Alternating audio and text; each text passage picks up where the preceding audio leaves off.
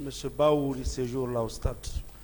Oui, j'étais avec Baouri, chez Jean-Marie Doré, comme je vous ai dit, comme responsable de l'UFDG que j'ai vu ce jour, en dehors des dames Adja Alimatou, Adja Mamina, Fatoumata Marela,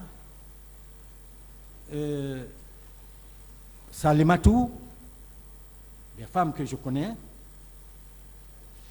il y avait des responsables tels que l'ancien préfet de Kérouané. Est-ce que vous avez vu M. Baouri? Oui, je l'ai vu.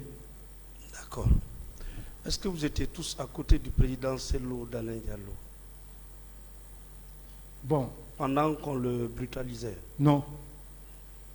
Pendant qu'on le brutalisait, j'étais seul. Pendant qu'on le brutalisait? Pendant qu'on le brutalisait, j'étais seul. Qui l'avait brutalisé?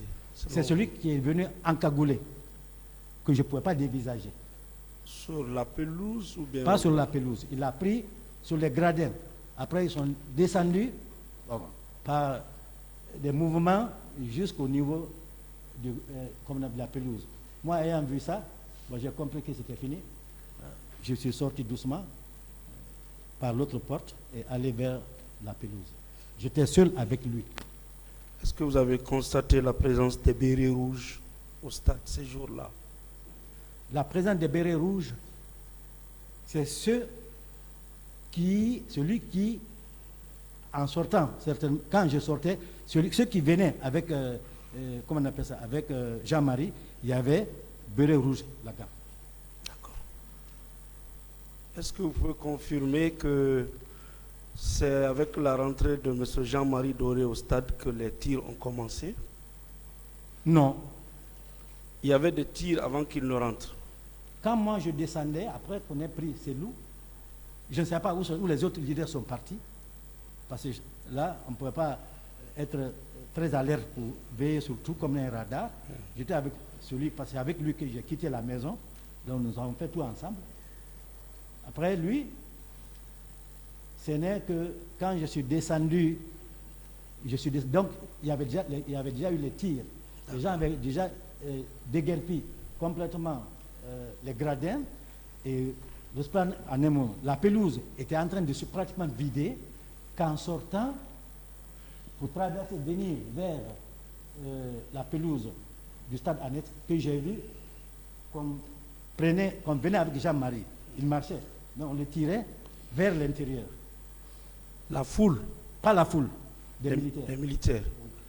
À leur tête, vous avez pu identifier? Non. C'était comme à 60 mètres, je ne pouvais pas identifier.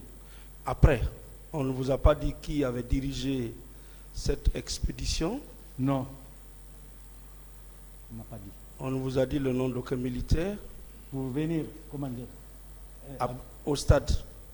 Bon, je ne commande pas les ondits. Ce que j'ai vu, c'est ce que je commande. Très bien. Merci. Docteur, c'est docteur, hein? Oui, docteur. Docteur. Oui.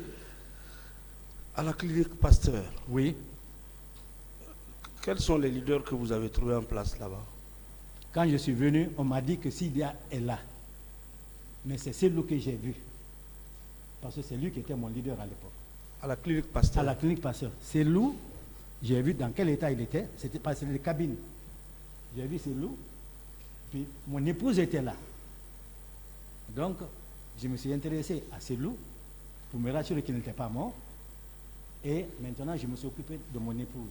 Vous avez constaté la présence là-bas de M. Baouri? Non, je ne l'ai pas vu là. À la clinique? Non, je ne l'ai pas vu. Vous êtes arrivé à la clinique le 30? Non, le 29. Le 29? Oui. Le 28, j'ai passé toute la soirée, la nuit, jusqu'au matin du 29 à Donka. C'est là-bas que je suis allé vers 9h à la clinique Pasteur. Et là-bas, c'est Lou, mon épouse, Adja Alimatou, et monsieur le ministre Tibou Kamara, que j'ai pu remarquer, en dehors des médecins. À l'époque des faits, vous avez 55 ans. Hein? Affirmatif. Est-ce que vous n'êtes pas trompé? La clinique dit que vous êtes arrivé le 30 septembre 2029 à 3h. 30 septembre 2009 à 3h. Date d'entrée à la clinique. Oui, ça c'était le 30. Le 29, je suis allé le 29, constater. Mais pour que je sois soigné, ils m'ont donné rendez-vous le 30. D'accord. Je suis revenu le 30. Ils ont fait la radio et ils ont repris. D'accord. Parce qu'à Donka, ça a été fait dans la précipitation. Monsieur Keita, parlez, s'il vous plaît, parlez dans le micro. Vous pouvez faire face au tribunal. Faites face au tribunal et vous parlez dans le micro. D'accord. Docteur, Oui. après tout, Oui. est-ce que vous n'avez pas causé avec votre grand frère pour qu'il vous dise qu'il avait informé que ça allait mal tourner au stade? Est-ce qu'il vous a révélé ses sources? Il était totalement lucide. Après, d'abord, je suis resté longtemps parce que je l'ai désobéi. Donc, je ne voulais pas le voir avec toute la souffrance. Je n'ai pas posé la question en ce moment. Mais plus tard, quand je lui ai posé la question, il m'a dit qu'il a suivi la conversation entre le capitaine Dadis et Sidia Touré. Que c'est ce qui l'a alerté.